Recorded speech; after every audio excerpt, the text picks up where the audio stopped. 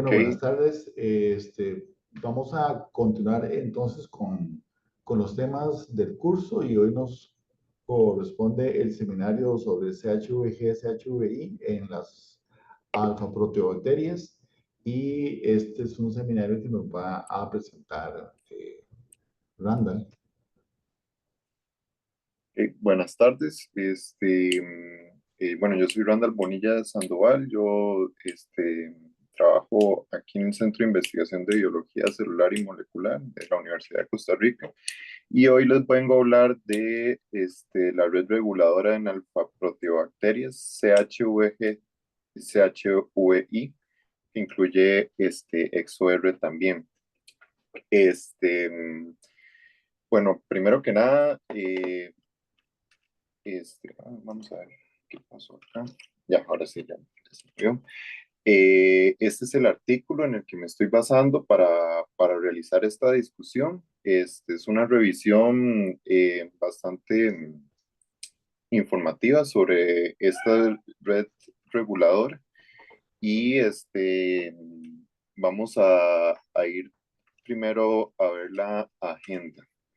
Entonces, primero vamos a ver como una introducción y repaso de ciertos temas que me parece que son importantes para que se entienda bien toda la información que vamos a presentar en esta charla. Y después vamos a ver el sistema CHVG y CHVI. Después la proteína XOR. Después la activación y respuesta de este sistema. Y por último vamos a ver las conclusiones, ya finalizando el seminario. Entonces, a manera de introducción y repaso, ¿dónde nos ubicamos? Bueno, este es el famoso árbol de la vida, el más actualizado que encontré. Probablemente esté más actualizado y haya más clasificaciones en este momento.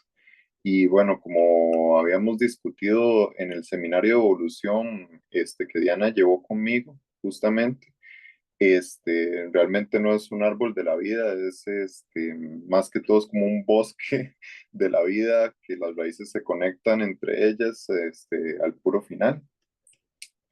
Pero, ¿dónde nos ubicamos justamente? Nos ubicamos para la clase de hoy en la parte de las proteobacterias. Las proteobacterias son grupo de bacterias gram negativas. La mayoría, prácticamente todas son gram negativas. Y nos vamos a ubicar justamente en la parte de alfa proteobacterias. Este, mm, Estas alfa proteobacterias vamos a tener que se dividen en varios subgrupos adicionalmente. Vamos a tener los rodobacterales, los caulobacterales, que aquí se incluye Caulobacter crescentus, que es una bacteria de vida libre. Vamos a tener a los rizobiales, que incluyen a las bacterias que fijan nitrógeno, los isfingomonadales, los rodobrilales. Creo que alguien quiere entrar a la reunión.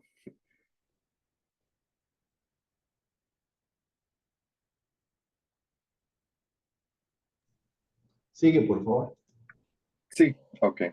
Y finalmente, los rickettsiales, que incluyen bacterias como Rickettsia o Ehrlichia. Es un punto muy importante, bueno, que yo no sabía que Brucella y Bartonella eran de este grupo. Y justamente algo que me pareció muy interesante es que yo las hubiera agrupado justamente en los rickettsiales. Sin embargo, no pertenecen a ese grupo, pertenecen a los rizobiales. Son más cercanas a las bacterias que fijan nitrógeno que a los que son parásitos obligados. Vamos a ver las particularidades del grupo. Vamos a tener que, como dije anteriormente, las proteobacterias son bacterias gram negativas. Sin embargo, dentro de este grupo va a haber algunas que son de infección intracelular prácticamente obligatoria, que van a ser variantes en la tinción de Gram debido a que por sus características han perdido la formación de la, de la pared bacteriana. Entonces se tiñen de otras maneras. Vamos a tener que son un grupo de bacterias con una alta plasticidad, se da mucha transferencia horizontal de genes de distintos tipos, tanto los que hemos visto en las clases de genética bacteriana, transducción, conjugación, prácticamente todos, y usualmente están ligados a cercanía. Este, si estas especies estuvieran en conjunto, porque usualmente no lo están, se facilitaría mucho la transferencia horizontal de genes. O sea, prácticamente uno podría poner una bacteria tal vez como tipo Caulobacter crescentus a pasarle ADN a una rickettsia, pero esas bacterias nunca van a estar en el mismo nicho. Entonces, se dificulta un poco la transferencia horizontal de genes debido a que no comparten el nicho. La transferencia genética está ligada a su estilo de vida.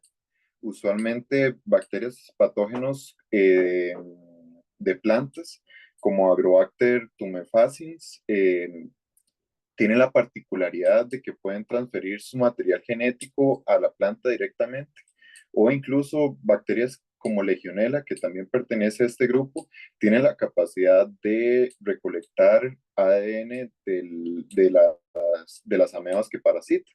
Entonces puede incluso implementar genes que tiene la ameba para sobrevivir a ciertas condiciones, ayudándose de la genética de la ameba.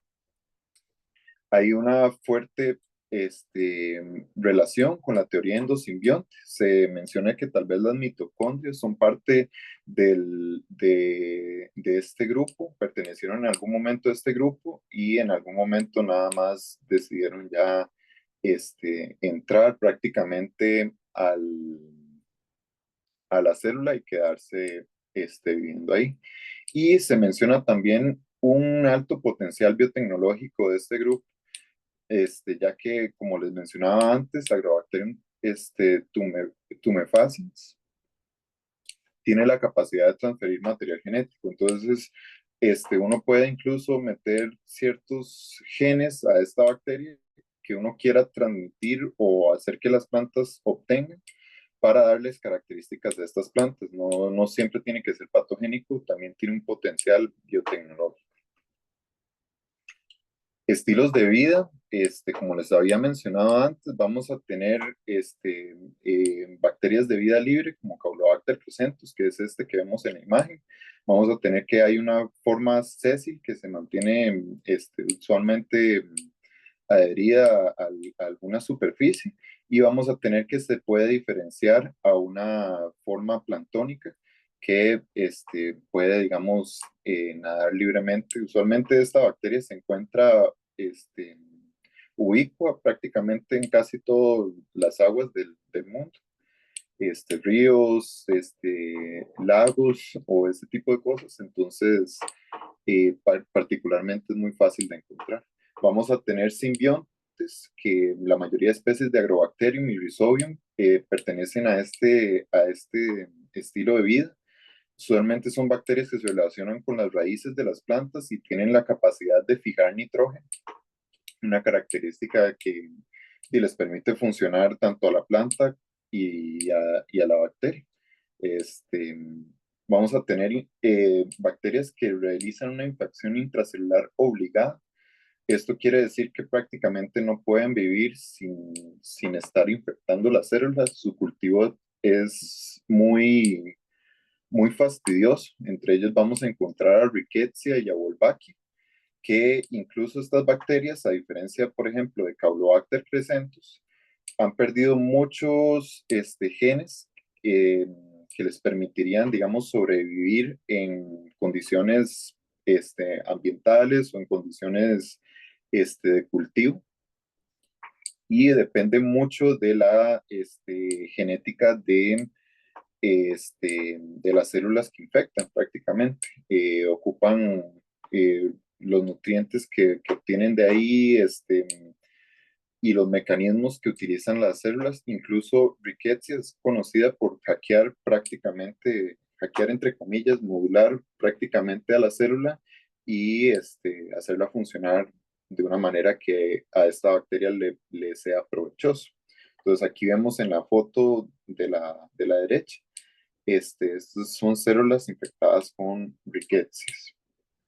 Y finalmente tenemos bacterias que realizan infección intracelular facultativa. Esto quiere decir que son bacterias que, si bien tienen un ciclo de vida que involucra células, sin embargo, ellas sí pueden sobrevivir y tienen material genético que les permite, genes que le permite a la bacteria sobrevivir fuera incluso de la célula. Particularmente en Bruselas, vamos a hablar un poco más de la infección que realiza en macrófagos para darles algún ejemplo del mecanismo que estamos a punto de ver. En estructura bacteriana vamos a ver las diferencias entre la- la- los gram positivos y los gram negativos. Aquí este artículo es bastante viejito, pero no había encontrado uno que tuviera como los dos mecanismos, las dos estructuras a la par. Este me gustó porque tenía las dos, pero en este se ve que el periplasma, si lo ven aquí, lo está señalando como ese espacio que hay entre la pared y la membrana interna. Sin embargo, algo que nos enseñaron en estructura bacteriana es que prácticamente el periplasma es el espacio que hay entre una membrana y la otra, incluyendo la pared de las bacterias gram negativas. Y algo particularmente es que siempre lo dibujan como un espacio vacío. Sin embargo, próximamente les voy a decir que esto no es un espacio vacío, está prácticamente lleno de enzimas, lleno de proteínas y otras sustancias que le permiten a la bacteria adaptarse y sobrevivir a ciertas condiciones. El periplasma en gram negativos, como les estaba mencionando, tiene el peptidoglicano y las enzimas asociadas a todas las enzimas que realizan la arquitectura del peptidoglicano. Vamos a tener que hay enzimas que son específicas de este compartimento, a diferencia, digamos, tal vez del citoplasma o incluso fuera de la célula. Hay enzimas que solo pertenecen a este compartimento. Vamos a tener que hay enzimas que realizan cortes, que esto es muy importante. Y vamos a tener chaperonas que ayudan a estabilizar las proteínas que pasan por ahí. Un punto muy importante es esto que les puse aquí, que dice proteínas nativas requieren maduración. Esto lo vamos a ver en la siguiente diapositiva. Usualmente las bacterias gram negativas producen sus proteínas en el citoplasma. Usualmente ocurre con la mayoría de seres vivos. Y como estas proteínas tienen que pasar por la membrana interna para llegar hasta la membrana externa en algunos casos o para llegar al periplasma, estas proteínas se secretan de una manera nativa y pasan por transportadores hacia el periplasma.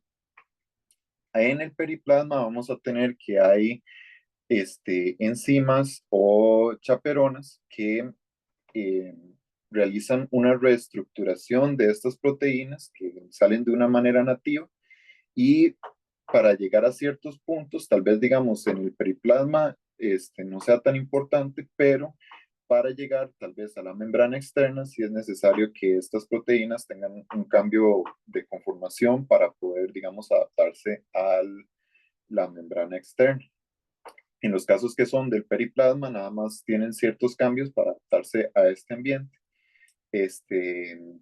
Y sin embargo, estas condiciones que se le dan a estas proteínas no cambian de proteína a proteína y dependen de su función.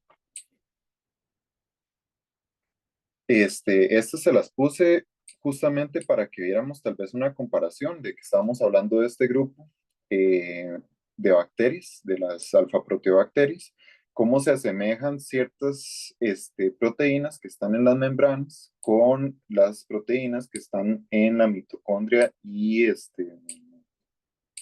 cómo tal vez se han degradado estas proteínas para adaptarse a la vida intracelular, ¿verdad? Esto me pareció como muy importante porque probablemente la mitocondria conserve algunos mecanismos que tal vez no conocemos o no hemos estudiado a fondo de estos mecanismos de modulación que estamos viendo justamente en este artículo que hemos evaluado. Bueno, ahora sí, ya vamos a empezar con el mecanismo CHVG y CHVI, que viene de Chromosome Virulence G y Chromosome Virulence A. Para empezar, lo primero es hablar de este grupo de científicos que realizó como pioneros, o sea, de este sistema hemos estudiado para esta semana. Realmente creo que ellos lo estudiaron sin darse cuenta de lo que estaban haciendo. Probablemente utilizaron esto para, vamos a ver, es que estoy ahora sí. Digamos, experimento que hicieron, utilizaron calcofluor que se une al exopolisacárido ácido que es producido por Sinorhizobium meliloti, que en ese tiempo realmente se llamaba Rhizobium meliloti, ahora le han cambiado el nombre. Entonces, ellos, ¿qué fue lo que hicieron? Produjeron unos mutantes de la proteína XOR y unos mutantes de la proteína XOS, que es el análogo en estas bacterias de CHVG. Entonces, ¿qué vieron?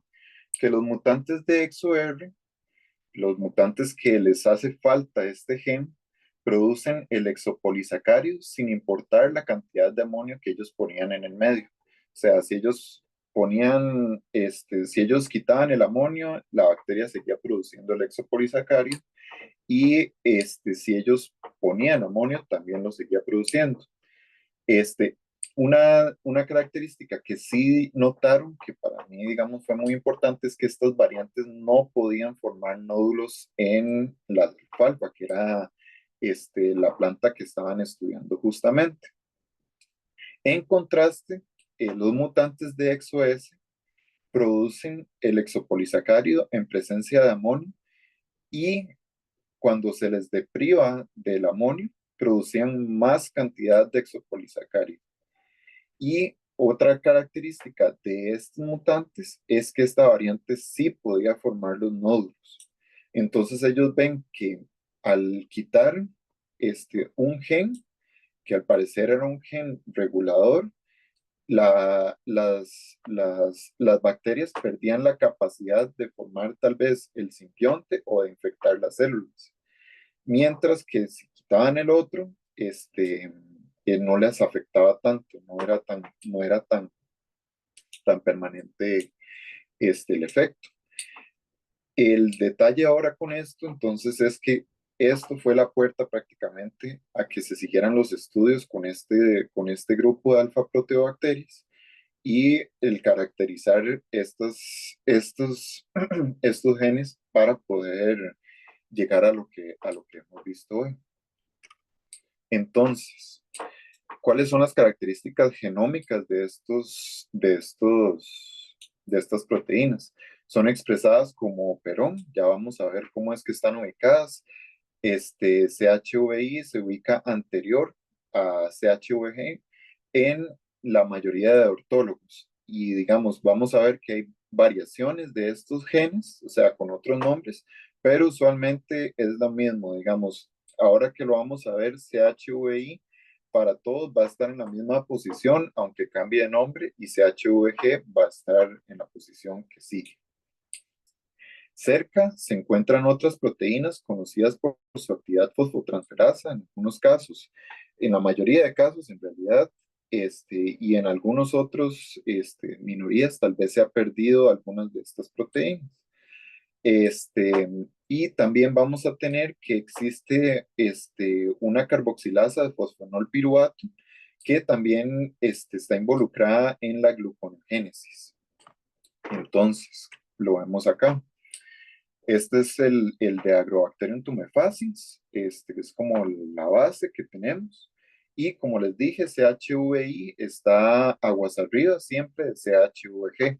Y aquí están estas proteínas que son las que les hablé que tenían actividad fosfotransferasa, que ayudan justamente en la cascada de fosforilación. Por acá está la fosfonol piruvato carboxilasa y otros genes accesorios que aparecen cuando se hace la secuenciación o cuando se estudian estos genes.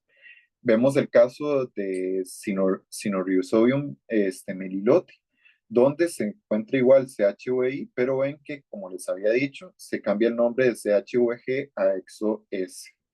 Es la misma proteína, o bueno, es una proteína ortóloga, muy parecida. Este, Sin embargo, se le cambia el nombre porque fue descrita bajo otros supuestos. Y aquí vuelven a tener los genes que son de fosfotransferasas y los genes accesorios. Y aquí se mantiene igual la fosfonol piruvato carboxilasa. Para Brucella abortus prácticamente se mantiene igual, solo cambian los nombres. El detalle es tal vez si vamos como con Bartonella gensela. Aquí sí se pierde la fosfonol piruvato carboxilasa. Es un detalle muy importante porque tal vez esto deriva en su en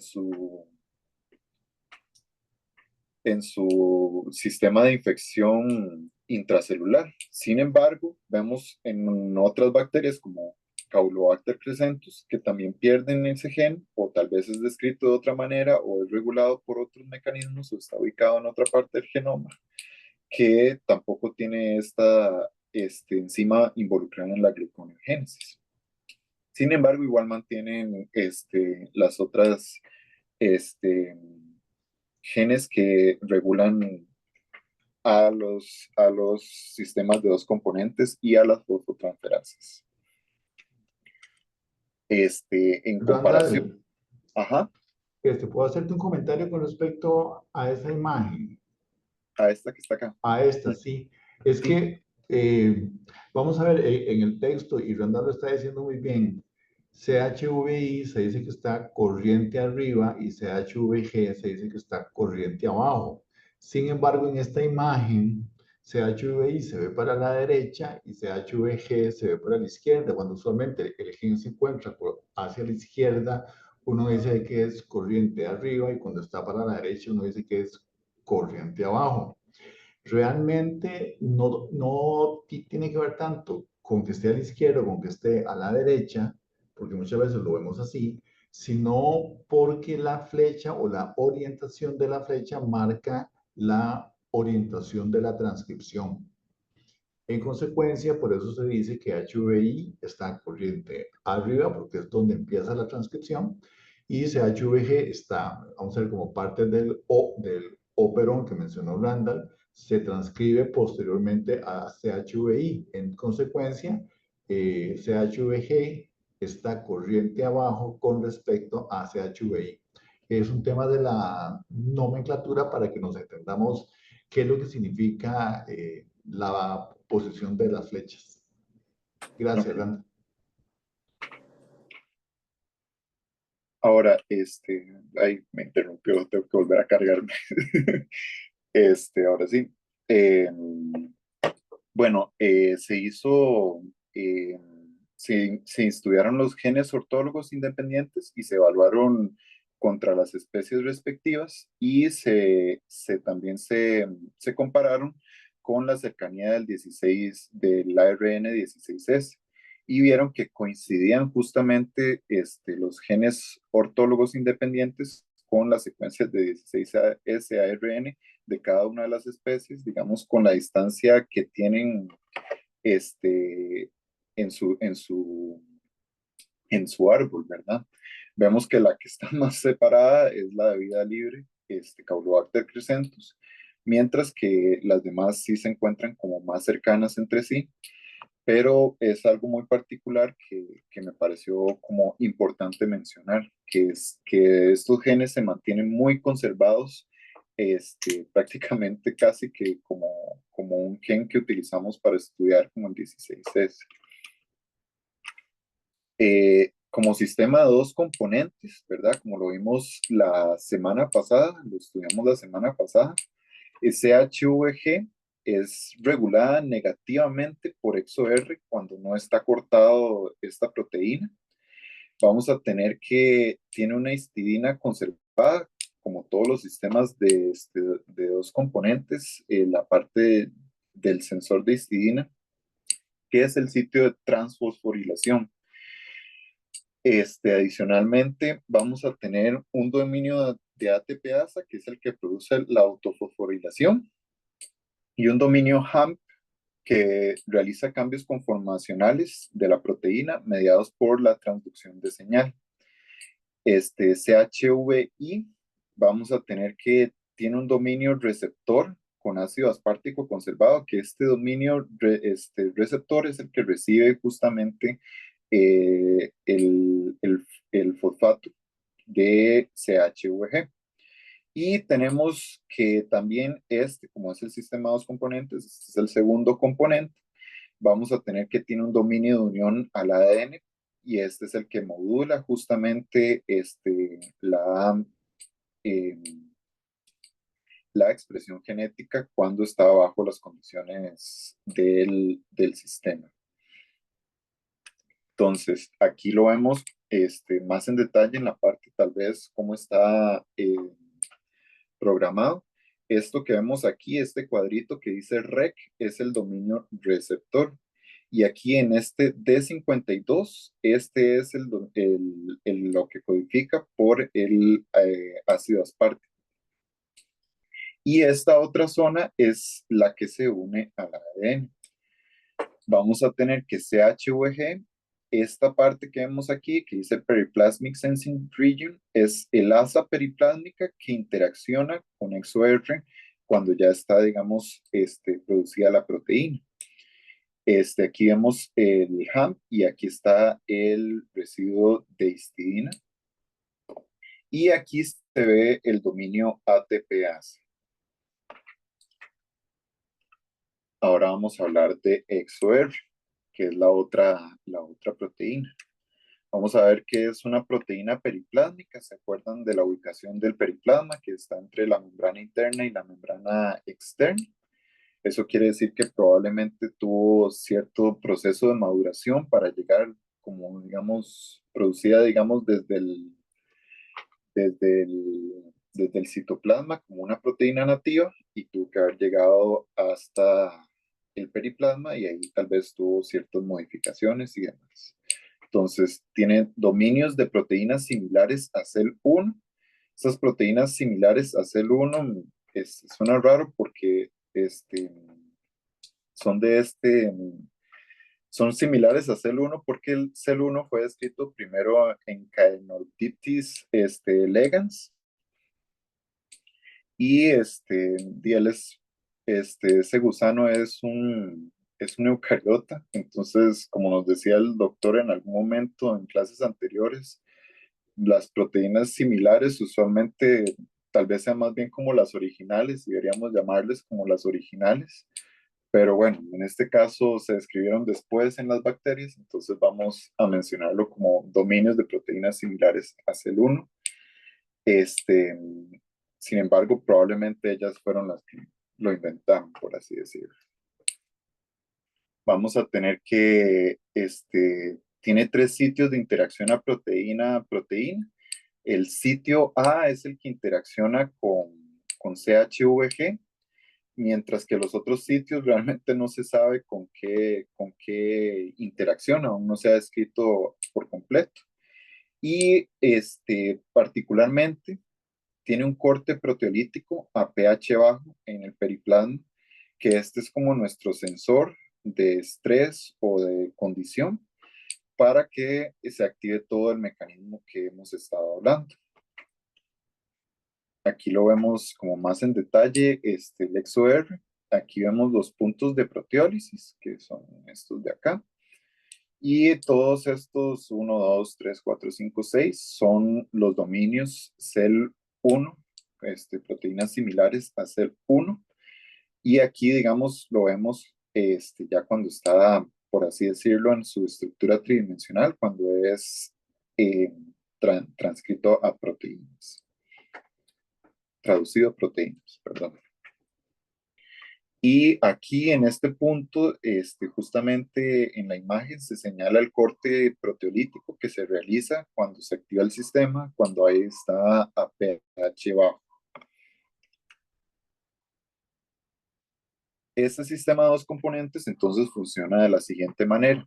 En condiciones normales, aquí en el periplasma vamos a tener que andar nadando usualmente ExoR, y su función como proteína es regular negativamente este sistema de dos componentes. Entonces, mientras ExoR esté en condiciones de pH normales, sin estrés, sin ninguna condición que vaya más allá de lo que necesita la bacteria, vamos a tener que se inhibe la proteína CHVG, y esta, por ende, no va a activar a CHVI. En condiciones de estrés o de bajo pH, no se conoce el mecanismo o la enzima que corta ExoR, pero se corta. Entonces, sabemos que hay un corte proteolítico, como les había dicho anteriormente, y al haber un corte proteolítico, esta proteína deja de inhibir, alguien va a entrar, deja de inhibir a CHVG, esta se autofosforila y empieza el proceso de fosforilación de CHVI.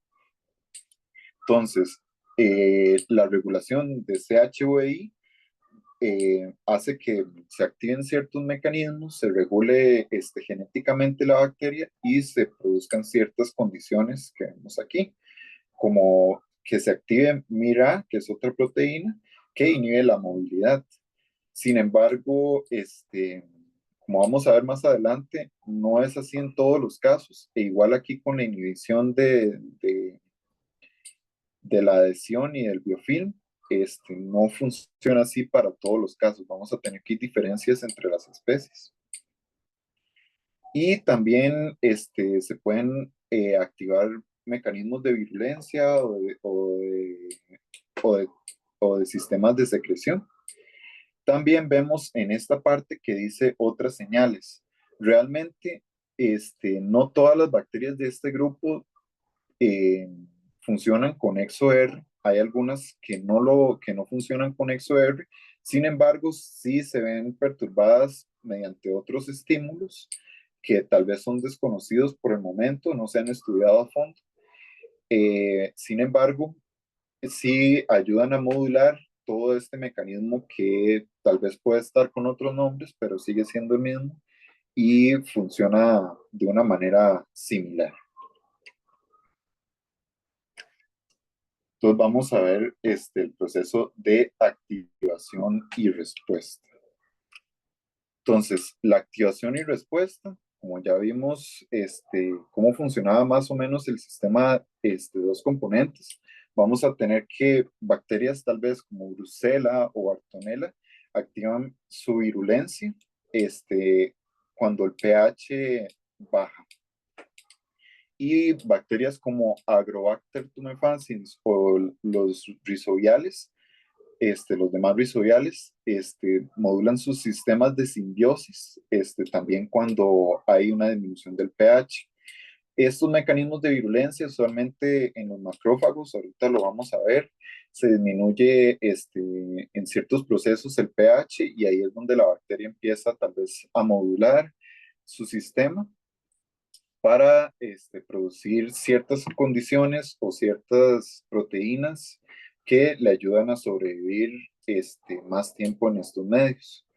En los casos de simbiosis, las plantas producen unos ácidos orgánicos que le ayudan a darle como una señal a la bacteria para que produzca tal vez más componentes o algunas estructuras que le permiten a la bacteria, digamos, adaptarse a la planta. Entre esos está la síntesis de exopolisacáridos, que ya como ya lo describimos del grupo de Walker, está modulado por este sistema y justamente fue gracias a esta síntesis de exopolisacáridos que llegamos a este sistema de dos componentes y a este sistema de modulación central. La formación de biopelículas, como les había mencionado, en algunas bacterias se encuentra atenuado, por ejemplo, en Agrobacterium tumefaciens, si quitamos la proteína XOR, vamos a tener que no se da la producción de biofilm, lo que quiere decir que estos mutantes que no tienen XOR necesitaban XOR para producir esas biopelículas, que funcionaba como una señal central para producir estas biopelículas. En los casos, digamos, de Sinorhizobium meliloti, funciona justamente al contrario. Si no tenemos XOR, las mutantes de XOR, si no tienen XOR, más bien se da como una señal para que se produzca la biopelícula. Entonces, quiere decir que este sistema está implicado, digamos, en esta producción de biopelículas, pero de una manera distinta entre las especies del mismo grupo. En el caso de movilidad y quimiotaxis, hay una señal para que se produzcan los flagelos. Se activan sistemas de secreción, como el sistema de secreción tipo 6, que le ayuda a Agrobacterium tumefaciens a pasar material genético o toxinas a otras bacterias o a las plantas. En casos de obtención de nutrientes y su utilización en mutantes que no tienen XOR o alguno de los genes que funcionan en este sistema, vemos que las bacterias pueden crecer en medio mínimo, pero cuando se les agrega ciertos nutrientes como componentes proteicos, como peptonas, más bien son como tóxicos para estas bacterias. Entonces eso quiere decir que para la utilización de nutrientes que tienen aminoácidos, este sistema es requerido y es prácticamente lo que va a utilizar para poder sustentarse. Y en el caso de envoltura celular, no todas las respuestas, como les había dicho antes, están mediadas por pH. Hay algunas que están mediadas por ciertos tipos de estrés y este sistema ayuda al mantenimiento de la arquitectura de la membrana interna y externa. Entonces, digamos que es prácticamente un sistema que está involucrado en muchas funciones para este grupo de bacterias. Voy a hablarles un poco, tal vez, para ponerlos en contexto. Mi trabajo final de graduación fue completo. Entonces, esta imagen prácticamente me la conozco de pies a cabeza. La infección que realizan las brucelas en los macrófagos es muy particular. Nosotros empezamos aquí, el macrófago va a intentar fagocitar a la bacteria y al fagocitarla vamos a tener procesos de, de formación del endolisosoma, donde se va acidificando esta vacuola que contiene a la brucela. Entonces, esta disminución de pH hace que se activen ciertos mecanismos dentro de la bacteria que la ayudan a expresar genes y proteínas que luego van a permitirle a la bacteria modular prácticamente el macrófago. Entonces, al final, estas bacterias, las brucelas, van a transformar a estos macrófagos como en un caballo de Troya. Prácticamente la célula pierde el control de sus funciones y deja, digamos, de intentar eliminar a Brucella. Empieza, digamos, a modular el aparato de Golgi y se internaliza en la parte del retículo endoplasmático de la célula. Y es aquí donde esta bacteria va a empezar su proceso de replicación para ya después, cuando sea oportuno, escapar del macrófago para seguir con la infección.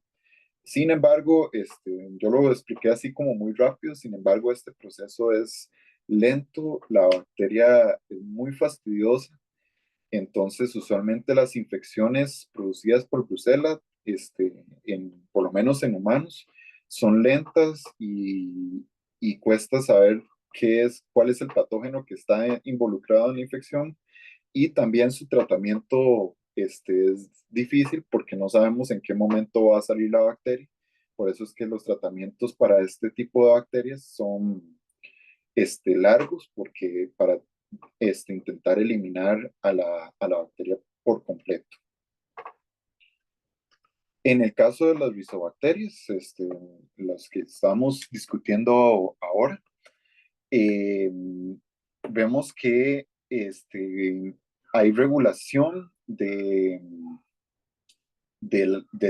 tanto de la planta hacia la bacteria, el simbionte, como la bacteria al simbionte, justamente para obtener nutrientes, tanto la bacteria del simbionte como el simbionte vamos a ver, del simbionte a la planta como la planta al simbionte.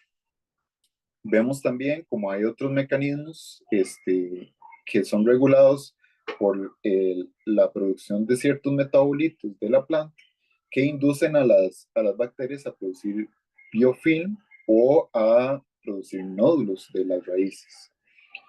Y también hay procesos donde llegan otros patógenos o bacterianos u hongos, donde el cambio de acidez hace que se regule la bacteria y esta ayude a la eliminación de estos patógenos o producción de ciertos metabolitos que son tóxicos tanto para los patógenos bacterianos como los fúngicos. A las conclusiones que llegamos con el artículo es que sistemas como CHVG y CHVI con o sin el regulador XOR son algunos de los ejemplos de cómo el poder de la genética y tamizaje de mutantes revela mucha información de los sistemas microbianos. Vimos cómo si eliminábamos ciertos genes, como el XOR, podíamos ver si la bacteria producía biofilm o no, que entonces quiere decir que el sistema es más central para ciertas características de la bacteria. Como si quitábamos también estos genes, la bacteria tal vez no podía sobrevivir a ambientes con proteínas o con peptonas, sino que ya incluso se volvían tóxicos para estas bacterias.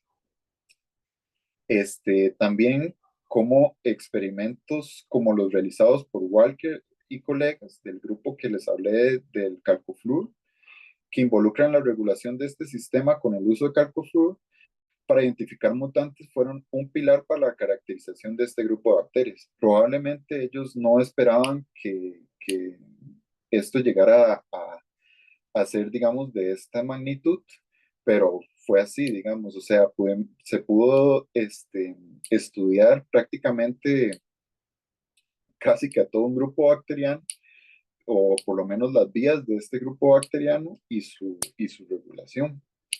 Y aún quedan muchas incógnitas respecto a este sistema que deben ser estudiadas y analizadas para terminar de caracterizarlo por completo. Por ejemplo, no sabemos quién corta XOR bajo las condiciones de pH ácido. No sabemos en los casos donde no tenemos esta proteína, quién regula CHVG o a CHVI o a sus ortólogos. Son preguntas que aún quedan por continuar y están abiertas al estudio. Y eso era lo que les traía para hoy. Muchas gracias. Muchas gracias a vos, Randa, por la presentación y por la lectura del trabajo, que es un artículo relativamente complejo, complicado para entender, pero se basa también en parte en lo que discutimos en la clase pasada sobre los sistemas de dos componentes. Yo quisiera hacer varios comentarios y preguntas, pero me gustaría mejor darle antes la palabra a los compañeros para que participen en la discusión, para que sean ustedes los que inicien la discusión, por favor. Bueno, yo puedo comenzar. Valeria, Eh, sí, dale. sí, a mí como que no me quedó claro en el artículo, ¿verdad? ¿Qué papel juegan estos genes del sistema de fosfotransferasa, el HPRK, el EOSA y el HPR, como en la respuesta regulada de CHVG y CHV1? O sea, no sé si la tienen o no, Mm. o cómo se integran las dos vías, o digamos, porque es tan importante que en el artículo los mencionan, que ves, inclusive como que están en todos esos ejemplos que ponen ahí, como que no me quedó claro para qué, me explico. Digamos, a mí me pareció que eran sistemas de transferencia de fosfatos que, digamos, tal vez iban hacia otras vías, por así decirlo. Digamos, se activa como la vía principal y se hace como una cascada de fosforilación, como la que a uno le enseñan en el curso de tortura de fisiología, donde se activan otras vías de fosforilación que van hacia otros blancos, por así decirlo. Estos, si mal no recuerdo, tenían que ver con eso, con otras vías de fosforilación que tal vez regulaban otros genes, por así decirlo, u otras proteínas.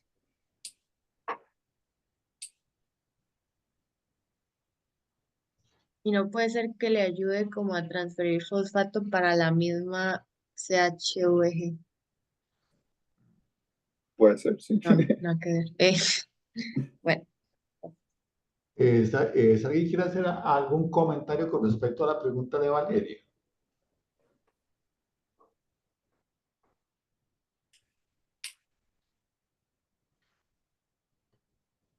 Vean, la pregunta de Valeria es sumamente importante.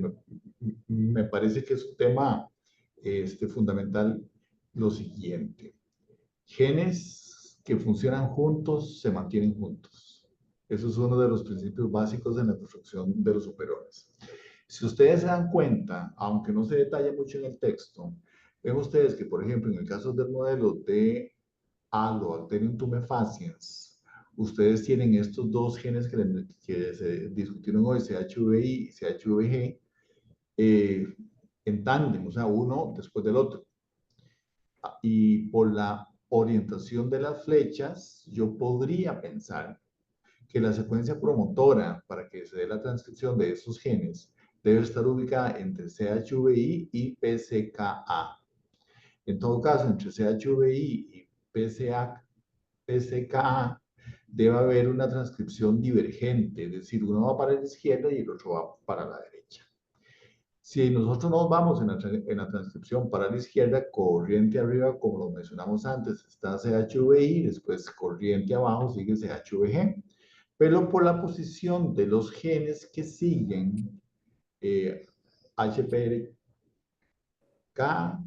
E2A y HPR, ven ustedes que también esos están en la misma orientación del sistema de los genes que codifican para el sistema de dos componentes. Estos sistemas de fosforotransferasas participan en el catabolismo de los carbohidratos, más específicamente en el tema del transporte. La glucosa, la glucosa cuando es transportada hacia el interior de la célula bacteriana, en el momento del transporte ocurre una fosforilación de la molécula, de manera tal entonces que durante el transporte se pasa la glucosa del espacio periplásmico a el espacio citoplasmático. Y en ese proceso de transporte hay una fosforilación. Entonces se forma glucosa 6-fosfato, que es, es el paso número 1 en el proceso de la glicólisis. Entonces la glicólisis se inicia con el transporte de la molécula de la glucosa. ¿Ok? Ese es vamos a ver, esa es como la respuesta a la inquietud que plantea Valeria.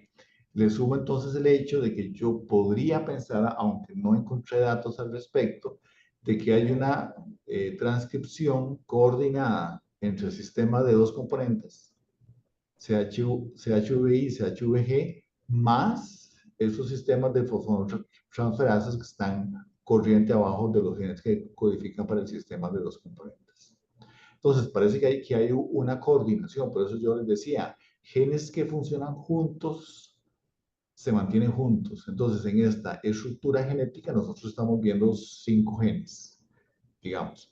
2 que codifican para el sistema de dos componentes y 2 o 3, perdón, que codifican para esos sistemas que están involucrados en el transporte de los carbohidratos.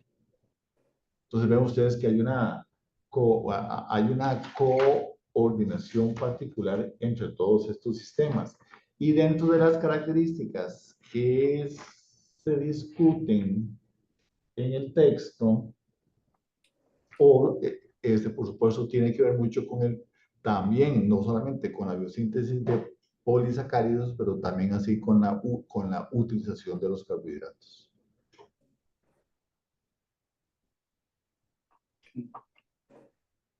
¿Te quedó claro, Valeria? Eh, sí, pero, o sea, parece que no tienen nada que ver los sistemas, ¿verdad? Entonces, solo parece que está Mira, vamos a coordinado, pero ver, no sabemos por qué esa dependencia. vamos a ver, por el hecho de que estén juntos y que posiblemente se transcriban juntos, posiblemente hay una coordinación entre este sistema de dos componentes junto con el transporte de los carbohidratos, por lo menos en el inicio de los procesos glicolíticos. Entonces yo me lo supondría más o menos así. El hecho de que estén ahí en bacterias, vamos a ver, si bien es cierto, todas son alfa proteobacterias, pero vamos a ver, son linajes distintos. Y ven ustedes que hasta incluso el linaje más distante, que es Caulobacter crescentus, mantiene básicamente la misma secuencia de los genes. Entonces debe haber una coordinación. Puede enseñar eso. En la figura 2, en donde se muestra, no sé, esta, otra más, grande más. Ahí. Ven ustedes que cuando se muestra cuál es la función que tiene ese HVI, que es un regulador de respuesta, es un factor de transcripción, funciona sobre muchos sistemas diferentes y eso posiblemente es lo más destacado que yo encuentro en este artículo, como un sistema de dos componentes regula tantos fenotipos diferentes en la bacteria. Eso de cierta manera, vieran que me sorprendió un poco. ¿Por qué? Porque ven ustedes que tiene que ver, sí, con procesos de motilidad, tiene que ver con procesos de unión y formación de biopelículas, pero al mismo tiempo tiene que ver con la regulación de síntesis de ciertos polisacáridos, con proteínas de la membrana externa, con el sistema de secreción tipo 6, en este caso para Agrobacterium tumefaciens, que coordina también o es parte del fenotipo de virulencia que tienen estas bacterias. Entonces, ven ustedes que son fenotipos que parecen muy dispersos entre sí, son tipos muy distintos pues, entre sí, y entonces parece ser entonces que aquí nosotros podríamos incorporar Por ejemplo, todo lo que tiene que ver en la misma forma con el proceso de los carbohidratos, la incorporación de los carbohidratos.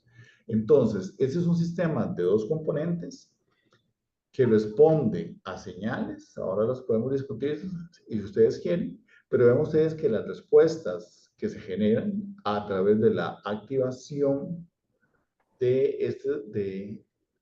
este sistema de dos componentes genera una respuesta sumamente amplia en muchos fenotipos. Y si ustedes ven en la segunda parte de la revisión, describen fenotipos que en principio parecían no estar vinculados entre sí. El problema que nosotros tenemos cuando estudiamos bacterias es que usualmente las comprendemos no solamente como células individuales, como ya se los estaba mencionando en las clases pasadas, sino que también usualmente estudiamos los sistemas o los rasgos o los fenotipos de forma separada.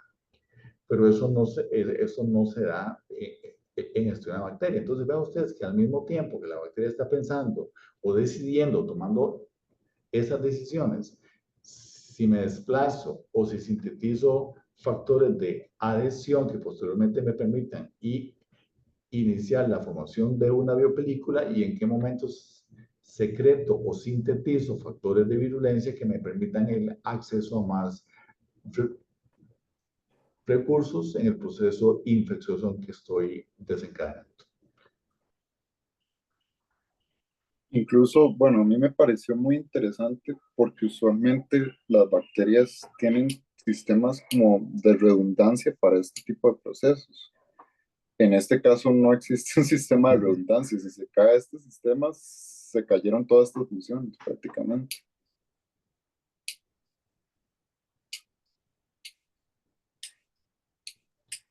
Profe, y ahora que estaba hablando justo como de los diferentes fenotipos que regula, se hablaba del regulón en el paper, bueno, el Randall también, profe Randall.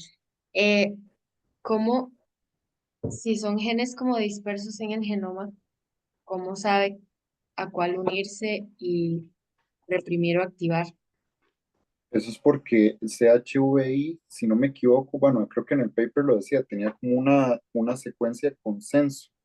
Entonces, esa secuencia de consenso es la que el sistema busca como para modular, que es una, digamos, una secuencia que, si mal no recuerdo, era muy rica como en guaninas, creo que un 84%. Este, y es ahí donde se pega para empezar a modular. Digamos, en el genoma de esa bacteria, probablemente haya varios sitios que comparten como esa secuencia de consenso, y ahí es donde esta proteína se va, digamos, como a adherir cuando está bajo bajo este proceso.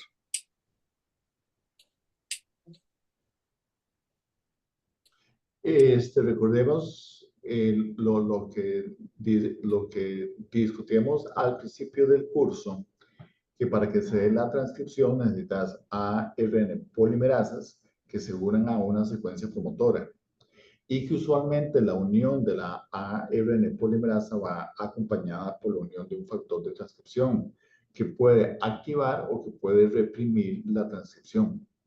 Ven ustedes que en el caso de CHV, cuando se fosforila, cambia su conformación y tiene la particularidad de funcionar como represor de la transcripción para aquellas funciones que tienen que ver con unión y formación de biopelículas.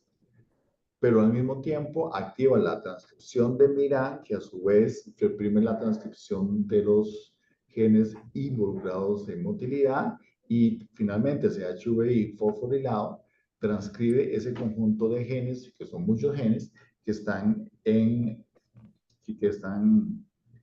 indicados en el medio con esa flecha, que incluye el sistema de secreción tipo 6, proteínas de la membrana externa y factores de virulencia, por ejemplo. En todos esos casos, tiene que haber un reconocimiento de un motif, de una secuencia específica en la región grupo promotora corriente arriba de los genes que se van a transcribir o se va a bloquear su transcripción. Gracias. Con mucho gusto, Valeria. Hay una pregunta de María Ángela en el chat que dice, como conclusión, ¿cómo pueden la CHVG y CHVI mejorar las aplicaciones biotecnológicas? Bueno, como yo le había dicho anteriormente, Agrobacterium tumefaciens, vemos que este sistema está justamente en esta diapositiva, regulando positivamente el T6SS, que es el sistema de secreción tipo 6. El sistema de secreción tipo 6 le ayuda a bacterias como Agrobacterium tumefaciens a transmitir material genético este, desde justamente desde la bacteria a otras bacterias o a eucariotas. Entonces, uno puede, digamos, tal vez regular para meter un gen de interés en las plantas, como le había dicho antes, o en algún eucariota de interés, puede ser incluso Saccharomyces, si no me equivoco, creo que en algún artículo había revisado que había evidencia de transferencia de genes hacia Saccharomyces o a amebas o a otros tipos de organismos, y estos entonces pueden tener características que de otra manera tal vez no tendrían. Tal vez, por ejemplo, en pasarle a Saccharomyces algún gen particular que le permita hacer un metabolismo específico, y uno pueda obtener un péptido de interés o demás, un sistema así lo podría tener esas ventajas biotecnológicas, me parece. Vamos a ver, es que la ventaja específicamente con Agrobacterium tumefaciens es una bacteria que puede hacer transferencia horizontal de genes, o sea, lo que conocemos nosotros específicamente como conjugación, pasando un plasmid que se llama TI a las células vegetales. Ya eso es un sistema natural para transferencia de ADN de una célula bacteriana a una célula vegetal. Ahora, estrictamente hablando, el sistema que realiza la conjugación, estrictamente hablando, no transfiere el ADN. Lo que transfiere es una proteína a la cual va unida el ADN. Entonces, estrictamente hablando, el sistema de secreción que constituye la maquinaria de conjugación en bacterias, que deriva del sistema de secreción tipo 4, ese sistema lo que está también es un sistema de secreción de proteínas. Yo podría usar tanto el sistema de secreción tipo 4, entiéndase, maquinaria de conjugación, como el sistema de secreción tipo 6 para eh, pasar proteínas manipuladas biotecnológicamente, genéticamente, dentro de la célula bacteriana, que es mucho más fácil de manipular, y usar estos sistemas de secreción para hacer la transferencia de las proteínas o bien de genes, de moléculas de ADN, que vayan a hacer recombinación en la célula vegetal, en el genoma de la célula vegetal, y eso le dé algunas, vamos a ver, es una modificación o es una herramienta para hacer una modificación genética en las células vegetales, metiendo pues entonces el ADN de interés dentro de la célula vegetal. Esa es una particularidad que tiene justamente pues estas bacterias, específicamente Agrobacterium tumefaciens.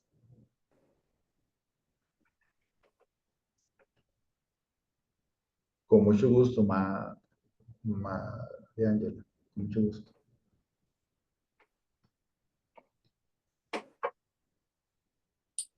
¿Más preguntas?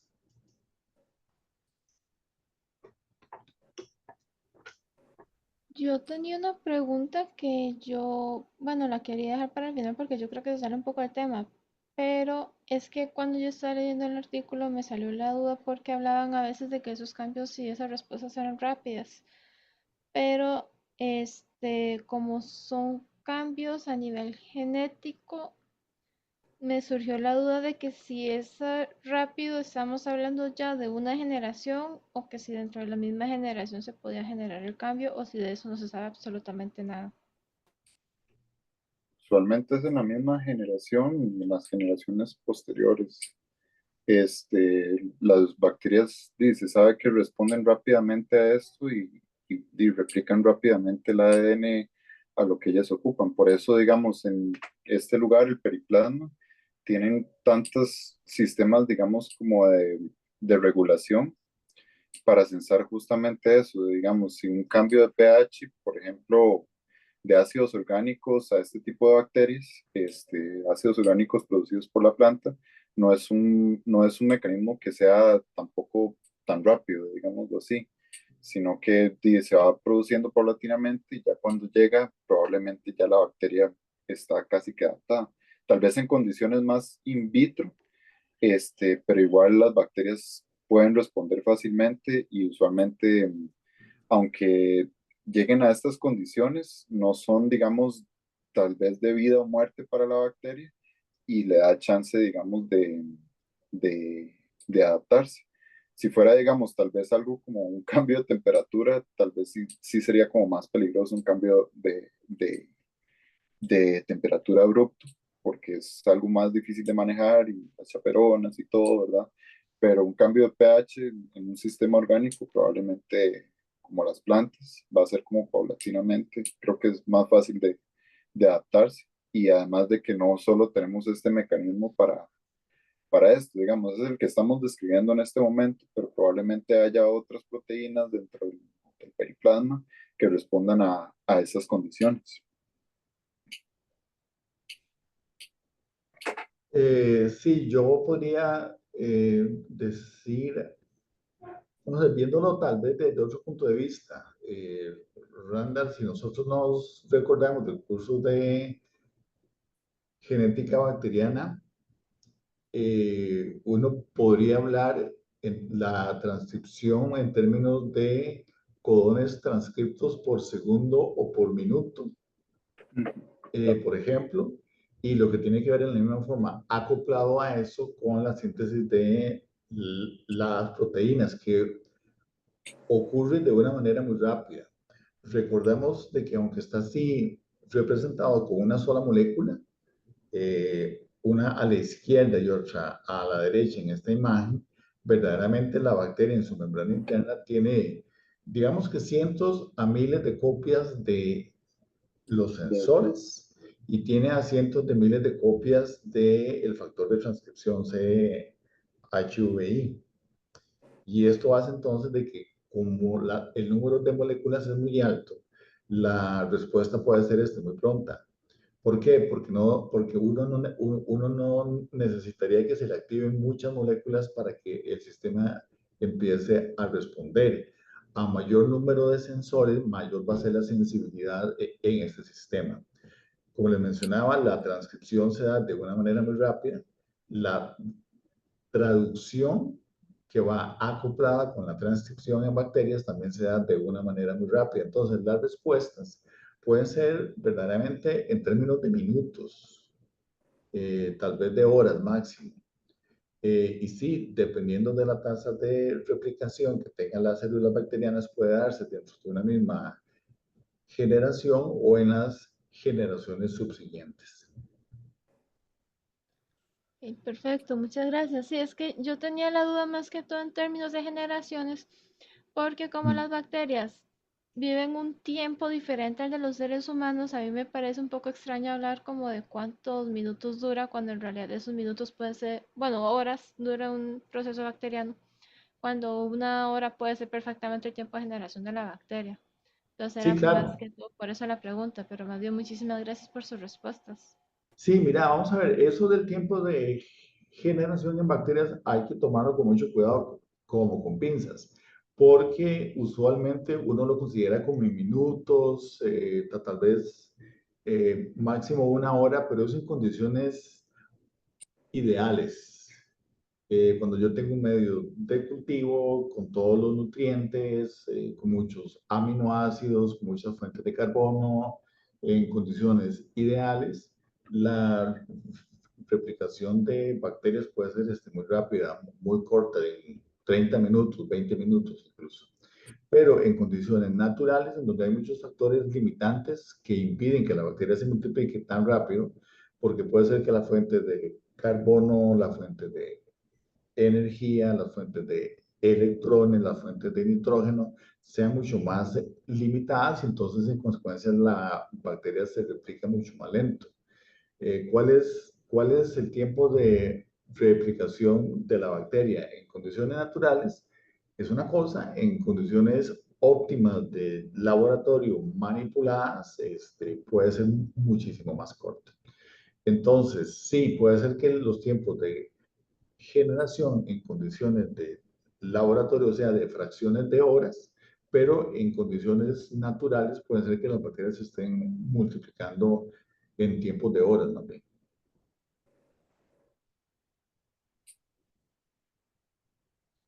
Randall, usted da la palabra. Usted es el que manda en la sesión. No hay nada, no hay más preguntas. Sí, hay dos personas Yo con no la puedo mano ver eso. levantada. Ah, ¿esto no lo ¿Dónde? puedes ver? Ah, yo Ah, pensé ok, que ya sí. vi. Kenneth. Kenneth, si quieres haces la Hola, buenas pregunta. noches. ¿Me escuchan bien? Sí. Sí, Sí.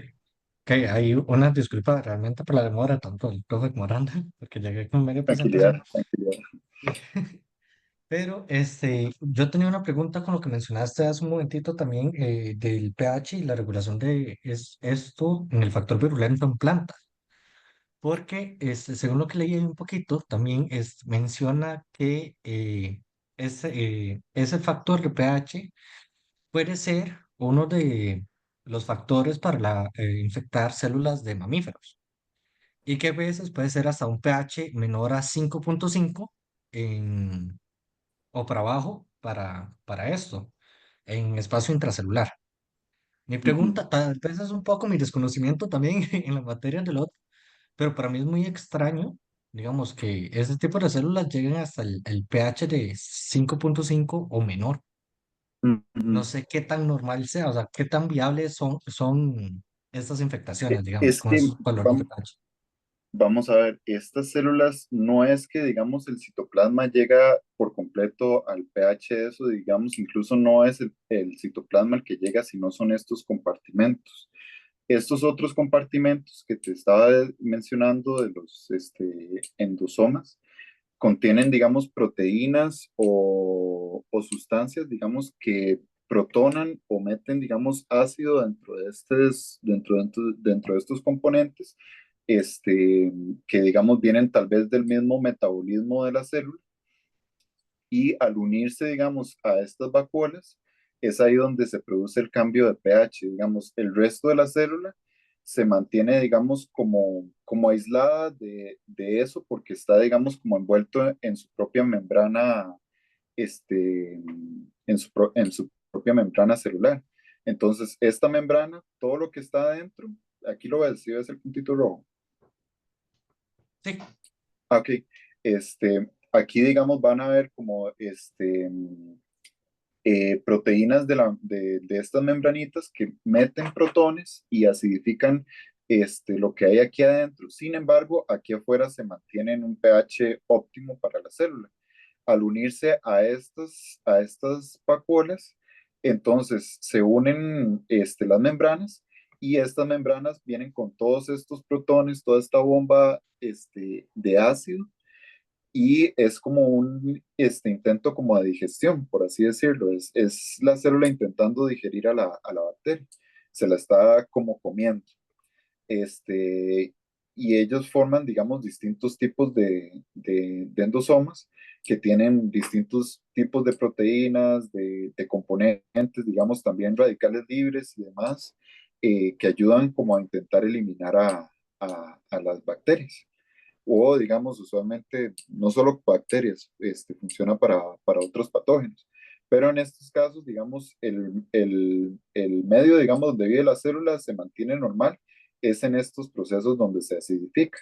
E igual, digamos, no, como dijo el profe en algún momento, la célula no es toda homogénea, ¿verdad?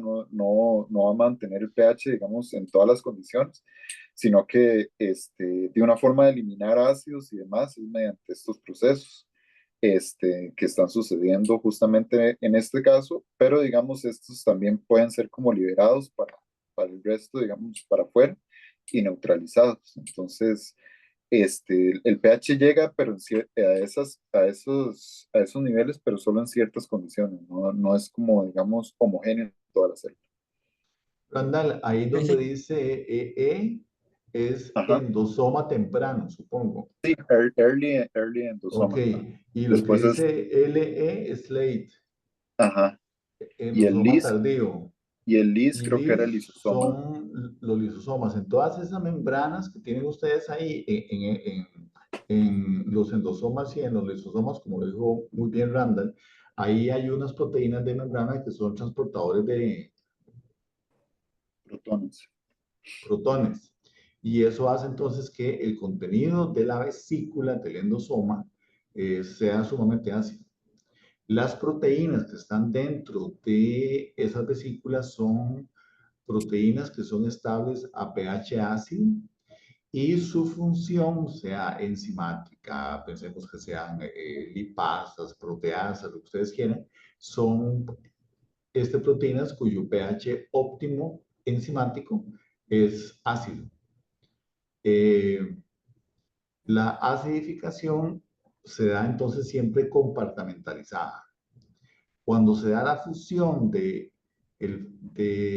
la vesícula o el fagosoma que contiene en este caso la bacteria, perfectamente es un virus o cualquier otra cosa, en un principio el pH de la vesícula que contiene la bacteria es similar al pH del contenido extracelular, pero conforme se va fusionando con las vesículas, con los endosomas y con los lisosomas, va a haber entonces una correspondiente acidificación. Y sí, en consecuencia puede llegar a un pH ácido muy bajo. Randall, si te vas por favor a la figura de la bacteria, creo que era la figura 3 otra vez, la que mostraste antes, ahí. Ven ustedes que ustedes tienen ahí las dos membranas, una membrana interna y una membrana externa que genera el espacio periplásmico. Recordemos que en bacterias la membrana interna se encuentra polarizada, ¿okay? Mientras que la membrana externa tiene un comportamiento un poco diferente, particularmente porque tiene un grupo de las proteínas, esas que se llaman OMP, proteínas de membrana externa, que usualmente funcionan como poros. Algunos poros, digamos que casi que siempre que están abiertos, esos poros están un poco más regulados. Van a haber como 2 o 3 temas en donde nosotros vamos a hablar sobre las proteínas de la membrana externa, que es un gran tema de discusión. Sí. Y en consecuencia, la señal que se genera no es necesariamente un pH por fuera de la membrana externa, sino es la disminución del pH en el espacio periplásmico. En consecuencia, el sensor del pH, por decirlo de cierta manera, es la proteína EXO-R, que es lo que viene a censar y hay un proceso proteolítico, inactiva la proteína y en consecuencia se activa el sistema de 2 componentes.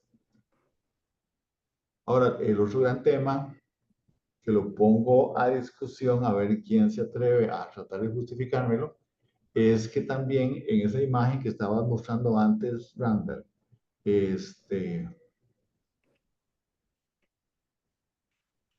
ahí, vean que se pone como señales el bajo pH y también antes mencionan el estrés.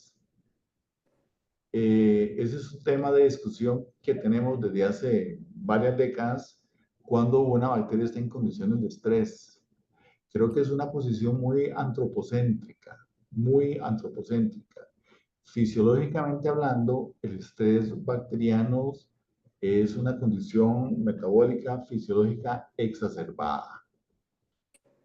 Tal vez lo percibimos un poco distinto a cómo es el estrés bacteriano en los seres humanos o en los estudiantes de la maestría, por ejemplo. Pero yo aún no estoy muy claro cuando se menciona estrés, cuando una bacteria está estresada y cuando no. Cuando hacemos los estudios sobre resistencia a los antibióticos y cuál es el efecto que tienen los antibióticos sobre las células bacterianas, asumimos que una bacteria en ausencia de antibióticos no se encuentra estresada, pero cuando le pongo el antibiótico la estreso. Eso yo lo tomo con pinzas, con mucho cuidado, porque verdaderamente nosotros no tenemos un indicador muy claro, una definición muy clara de lo que es el estrés bacteriano. Obviamente, es algo que genera una respuesta dentro de la célula bacteriana, pero yo no estoy muy seguro si verdaderamente nosotros estamos estresando o no la bacteria en esas condiciones. Es posiblemente un concepto pobremente definido en estos momentos cuando la bacteria está estresada. Cuando la bacteria es fagocitada y entra en el endosoma y empieza a bajar el pH, yo puedo decir la bacteria se estresa. Cuando le pongo el antibiótico, la bacteria se estresa. Cuando le pongo más sal de lo que yo supongo que la bacteria usualmente vive, supongo que la estreso. Entonces uno habla de estrés térmico, estrés por pH, estrés Osmótico. osmótico, eso que ustedes quieran. Pero yo no le puedo, vamos a ver, y yo puedo estar sensando respuestas en la célula bacteriana.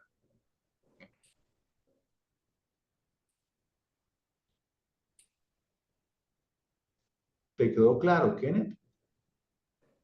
Sí, sí, de hecho, más bien, muchísimas gracias, porque sí, creo que lo que me confundió más fue lo de intracelular, por así decirlo. Ok. Pero ya eso ya me facilita un montón y prácticamente lo que está aprovechando son esos materiales de desecho o materiales para, para atacar. Perfecto. Muchas gracias, muy bien. Con mucho gusto. Ay,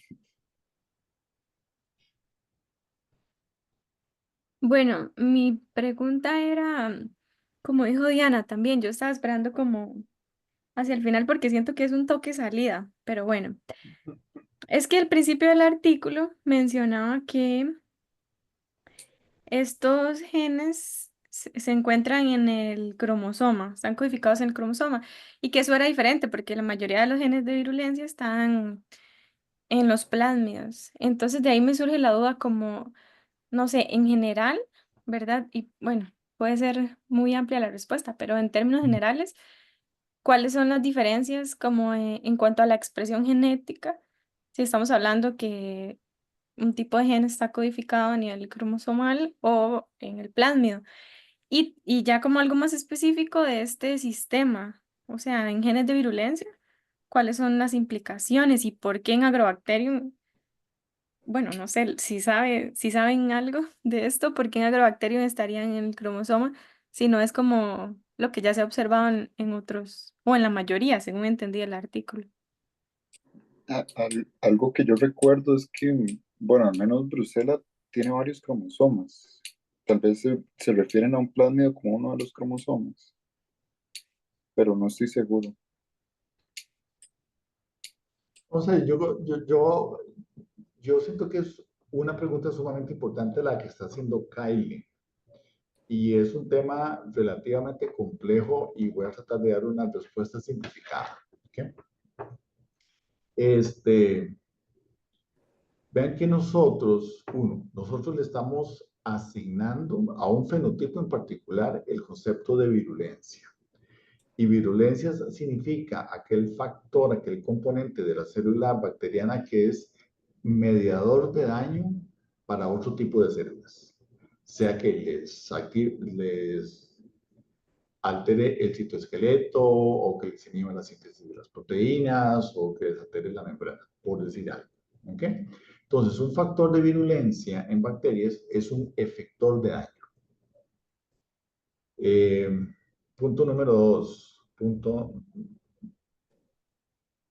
número dos. Algunos genes de virulencia pueden estar codificados en el cromosoma. Otros factores de virulencia pueden estar ubicados en elementos extracromosomales, como plásmidos, por ejemplo, o bien moléculas de ADN que se incorporan dentro del cromosoma bacteriano, como las islas de patogenicidad, que pueden ser de hasta 200, 250, 300 kb. O sea, ya estamos hablando de, no sé, 50, 100, 200 genes que pueden estar dentro de una isla de patogenicidad, que es una isla genómica, que está dentro de el cromosoma, pero que usualmente es el resultado de una transferencia horizontal de genes. ¿Okay? Entonces, es perfectamente posible que un mismo gen de virulencia en alguna bacteria esté en el cromosoma dentro de una isla de patogenicidad o de alguna otra estructura como un transposón, o bien puede ser que esté codificado por un bacteriófago o que esté codificado en un plasma. Entonces, todas esas posibilidades están. ¿Okay? Tercero, dependiendo del tipo de molécula que se tenga, donde está ubicado ese gen, el número de copias de gen va a ser diferente. ¿Por qué? Porque usualmente una célula bacteriana contiene 1, 2 o 4, 8 tal vez, copias de el cromosoma. En consecuencia, si el gen de virulencia está ubicado en el cromosoma bacteriano, pues entonces tendremos 1, 2, 4, 8, 16 copias del gen. Y esas 16 copias del gen pueden estar siendo transcritas simultáneamente. Pero si ese factor de virulencia, el gen de ese factor de virulencia está incorporado en un plasma y el plasma tiene 50 copias, en consecuencia el número de copias va a ser mucho más. De ese gen de virulencia ubicado en el plasma va a tener un número de copias mayor. Ahora, que estén en el cromosoma, que estén en planios, en bacteriófagos o donde sea, puede ser que tengan el mismo mecanismo de control de la transcripción, regulado o no por esos sistemas de dos componentes o por diferentes tipos de sistemas de dos componentes, y puede ser que las secuencias reguladoras de la transcripción sean distintas. Eso puede pasar perfectamente. Entonces, la expresión de la virulencia va a depender del contexto genético en donde se encuentre ese gen en particular y cómo vaya a responder a los estímulos del entorno, por ejemplo. Entonces, tu pregunta, Iván, si me la recordás, a ver si la empato con la respuesta que estoy tratando de dar. Ajá. ¿Cuál es la implicación en la expresión en general? Pero bueno, Sí, eso ya. vamos a ver, sí. Y luego, asumiendo que uno tiene un sistema de dos componentes que reconoce el contexto genético del gen de virulencia en particular, entonces, por ejemplo, en este caso, pareciera ser que este sistema, ante una disminución en el pH, a través de el sistema HVGI, que es el sistema de dos componentes, funciona como la respuesta que nosotros vamos a ver es un incremento en la transcripción de los genes que codifican para la virulencia. ¿Okay? Ahora, puede ser que esto esté funcionando no solamente para los genes que se codifican cromosomalmente, sino si la bacteria tiene un plásmido. Por ejemplo, Agrobacterium tumefaciens tiene el plásmido TI, y es perfectamente posible que este sistema reconozca genes que están dentro del plasmido TI. De hecho, dentro de la virulencia de esta bacteria, justamente es la expresión de las funciones en el plasmido TI. También, en la misma forma, el sistema de secreción tipo 6 que está indicado ahí, en la misma forma se considera un factor de virulencia en estas bacterias.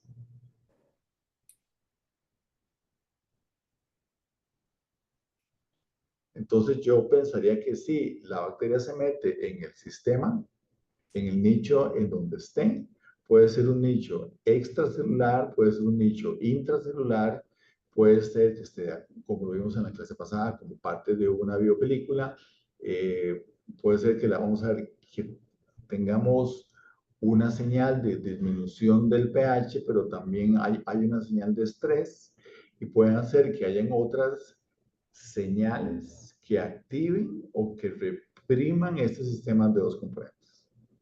Entonces, al final, este sistema de dos componentes posiblemente está sensando varias señales simultáneamente que pueden ser sinérgicas entre sí o que se bloqueen entre sí con este sistema de dos componentes.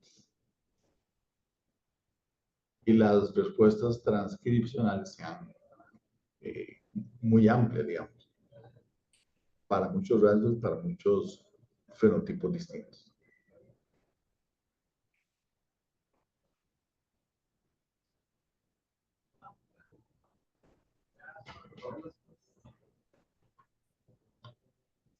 ¿Hay más dudas o pues alguna otra pregunta que tengan? Yo es que me quería montar un poco en la pregunta de la compañera porque en esta explicación que usted dio me surgió la duda.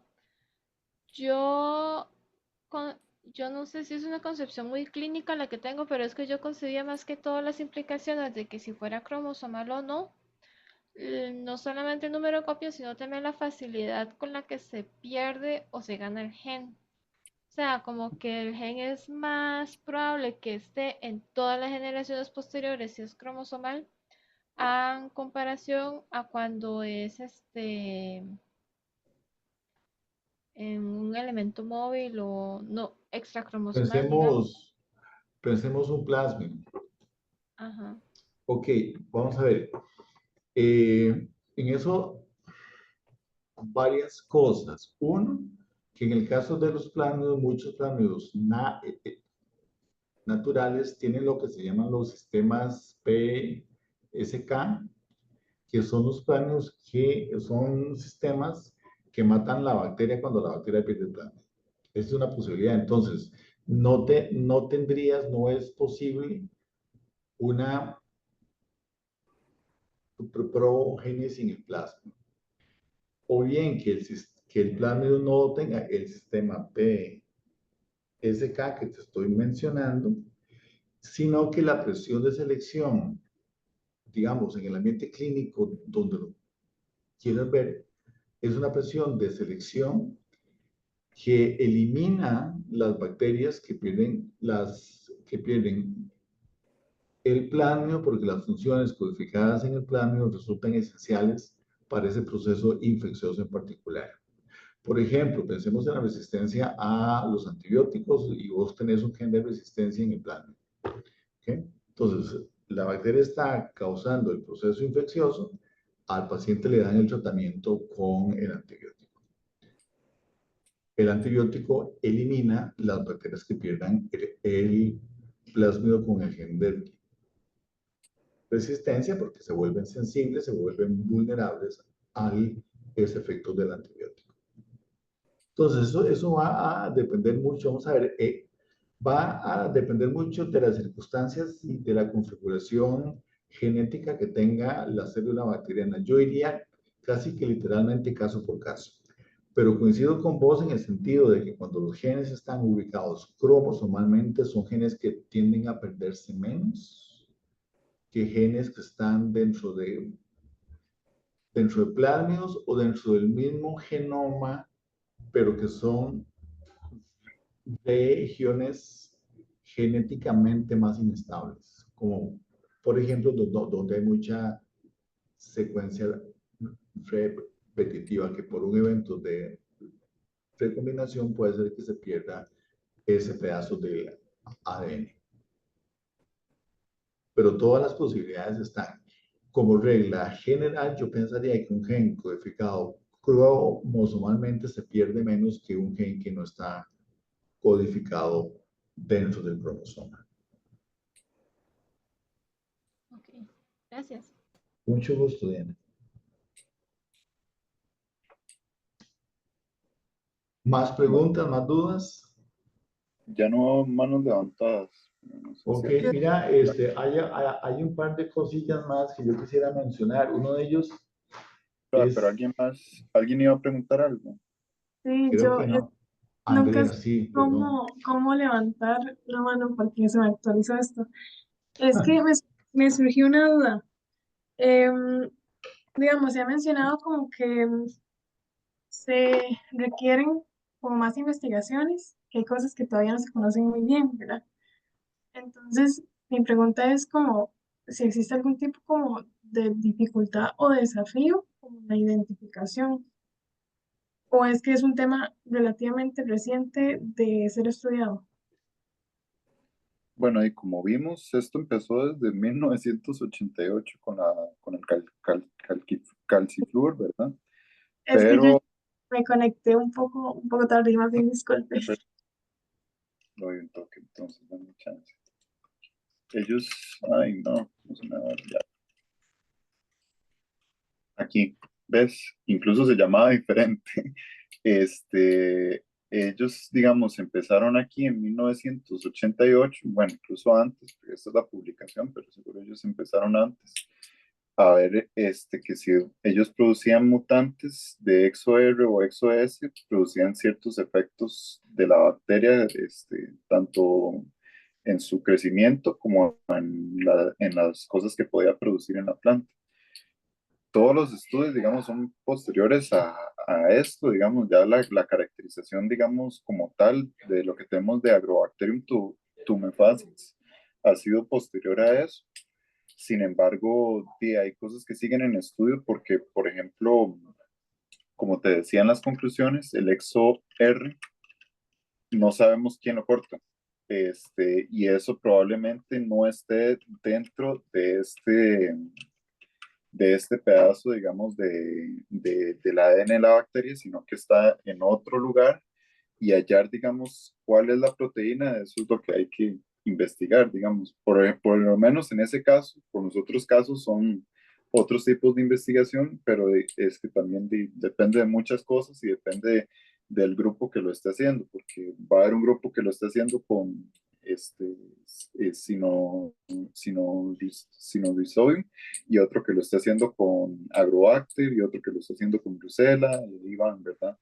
Entonces, y digamos, tal vez el que lo hizo con Brucella ya lo describió, tal vez ya está descrito, pero no se ha descrito para Agrobacterium. Digamos, de aquí en este review se obtuvo, digamos, como toda la información de lo que hay de este mecanismo como tal, pero puede ser que sí se esté investigando en este momento o que incluso ya se haya investigado, pero no se haya descrito.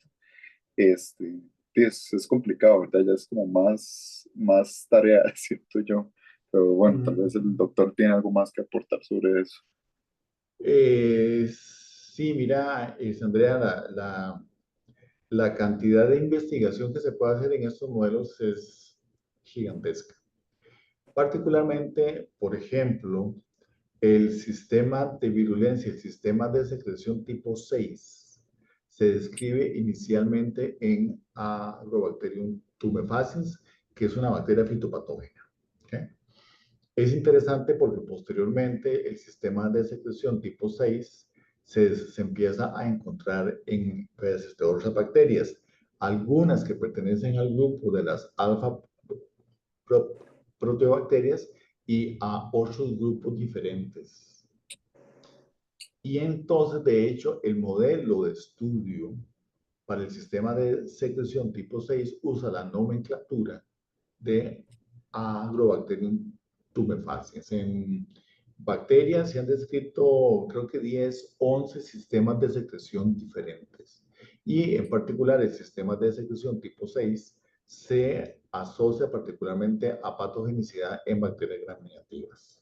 Entonces, por ejemplo, se ha visto, como ya se mencionó acá, se describe inicialmente en Agrobacterium tumefaciens. Posteriormente, años después, se encuentra pues, en otra gran cantidad de bacterias, incluyendo Brucella, incluyendo Helicobacter pylori, que tiene un sistema de secreción tipo 6 muy similar al de todas estas bacterias.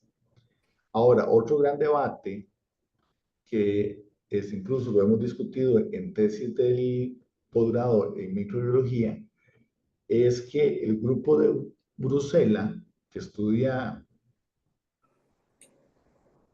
pues, este modelo, perdón, tiene mutantes en este sistema de dos componentes. Y me lo recuerdo un debate muy fuerte que tuvimos en una de las tantas tesis de ellos, en donde si este sistema de dos componentes se considera un factor de virulencia o no. Y fue un debate muy fuerte. Yo les he trasladado la pregunta a ustedes. Si yo hago mutantes en este sistema de dos componentes en Bruselas, yo veo una disminución en la virulencia. Con lo que discutimos ahora, ¿es ese sistema de dos componentes un factor de virulencia o no? Para mí sí, o sea, porque está involucrado en la formación de este sistema de secreción. Y si el sistema de secreción es el que produce patogenicidad, si logro inhibir este sistema por medio de este mecanismo, entonces probablemente sea un factor de virulencia. ¿Okay? Es Además que de que está asociado a otros montón de cosas, digamos, no solo a eso.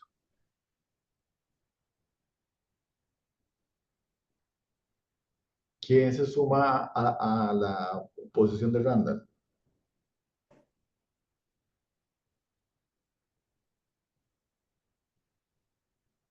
¿A favor o en contra?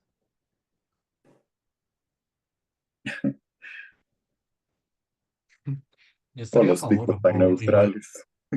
Es que yo siento que es a veces un poco acelerado definirlo de una vez. A mí, por lo menos, a lo poquito que yo entendí, me dio la sensación de que casi podría ser inclusive un gen housekeeping o parte de. Y ya eso me genera un poco de la ambigüedad de que si un housekeeping está siendo afectado, va a estar afectado todos, factor de virulencia o no. Entonces, no sabría cómo afirmarlo o negarlo en este momento. Ok, gracias Diana. ¿Quién toma alguna posición distinta?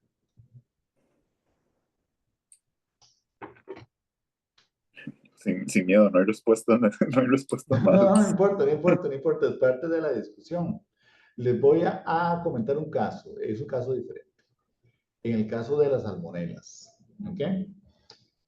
Salmonella es una bacteria sumamente interesante, es muy similar a una, pues, E. coli y es un patógeno intestinal sumamente importante. Esa es una de esas bacterias satanizadas en el mundo alimentario, ¿ok?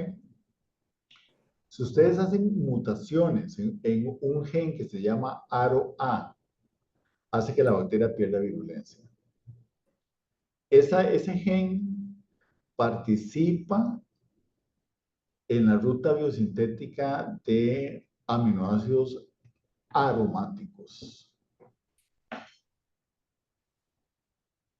Bajo el mismo principio, si yo hago una mutación en este sistema de dos componentes y disminuye la virulencia, y entonces lo consideramos un factor de virulencia, un gen que participa en la biosíntesis de ácidos de aminoácidos aromáticos en salmonella, también es un factor de virulencia. Yo les definí antes que los factores de virulencia son los efectores de daño. El sistema de dos componentes no es un sistema efector de daño. Entonces, los sistemas de regulación de patogenicidad por sí mismos, aunque son parte del concierto de genes que se transcriben y que participan en la regulación, no son toxinas, no son adhesinas, no son mecanismos de invasión, son solamente sistemas de regulación. Y vean cómo esos sistemas de regulación parece que participan en muchos procesos involucrados en patogenicidad, correcto. Pero muchas otras bacterias también tienen, vemos estas mismas bacterias que están acá, muchas de estas bacterias no son patógenas para el ser humano, o no son patógenas para los animales, no son patógenas para plantas, pero aún así contienen genes que participan en los procesos de regulación. Entonces, desde el punto de vista de la patogenicidad bacteriana, yo voy a, por definición, un factor de virulencia es una molécula efectora de daño. ¿Okay? Entonces, los factores de transcripción o los sensores en los sistemas de dos componentes, si bien es cierto, regulan la expresión de factores de virulencia, no son considerados en sí mismos factores de virulencia.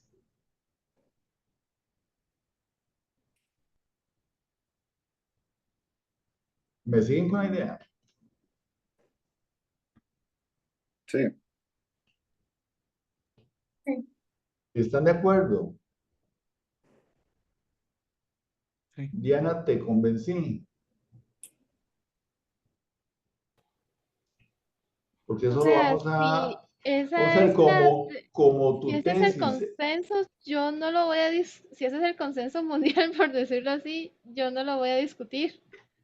Porque en realidad a mí no me interesa tanto cómo se llama el factor, sino lo que hace. Digamos, esa es mi línea de investigación, entonces en realidad no me importa tanto el nombre. Pero me parece casi un tecnicismo lo que están saliendo en ese pues, el tipo de explicación. ¿Por qué un tecnicismo? Porque me suena más a, ok, yo le pongo este nombre, pero como hace esto, entonces como que puede ser, pero como que no, no sé, es un poco raro, pero Es que vamos a ver, si yo parto de que cualquier mutación en un gen me disminuye la virulencia de la bacteria, en consecuencia, ese gen es un factor de virulencia. ¿Vos estarías de acuerdo con esa definición? pues no, porque si yo en un medio rico de glucosa le muto el gen del transporte de la glucosa, me va a disminuir la patogenicidad por un sencillo motivo de que no está adquiriendo la fuente nutricional de forma adecuada. Correcto. Correcto. Pero no sé. En consecuencia, el sistema de transporte de carbohidratos, aunque yo lo mutagenice, yo lo bloquee dentro de una bacteria, eso bloquea la capacidad de multiplicarse que tiene la bacteria, pero no es un efector de daño. Ujú. A eso es a lo que me refiero. Entonces, no todo lo que disminuye la virulencia, vamos a ver, no toda mutación de un gen que disminuye la virulencia hace que ese gen sea factor de virulencia. Y para los que trabajen Listeria o Salmonella, ese es un concepto sumamente importante. Porque si no, prácticamente cualquier gen en la bacteria viene a ser un factor de virulencia, codifica por un factor de virulencia. Si ustedes comparan el genoma de Listeria monocitógenes con el genoma de Listeria inocua, siendo Listeria monocitógenes un patógeno sumamente importante y el Listeria inocua una versión no patógena, comparten muchos sistemas de transducción de señales entre las dos bacterias. Y sí, a pesar entonces de tener los mismos sistemas de transducción de señales, una es patógena y la otra no. y prácticamente lo que le hace falta a la inocua para ser monocitógenes son las islas de patogenicidad. ¿Correcto? Es prácticamente el mismo genoma. Exacto, que codifican para moléculas que son efectores de patogenicidad. Entonces, es un poquito más allá de un simple tecnicismo. Y les comento que esa es una pregunta clásica en los exámenes de candidatura. Sí, ya Bueno, me lo si no hay imaginaba. más dudas, entonces vamos a dar por terminada la sesión. Otra vez, Randall, muchísimas gracias por la presentación. Muchas gracias a todos por las preguntas. Voy a terminar en estos momentos aquí la sesión y me da un instante, por favor, para discutir un par de temas, ¿ok? Y aquí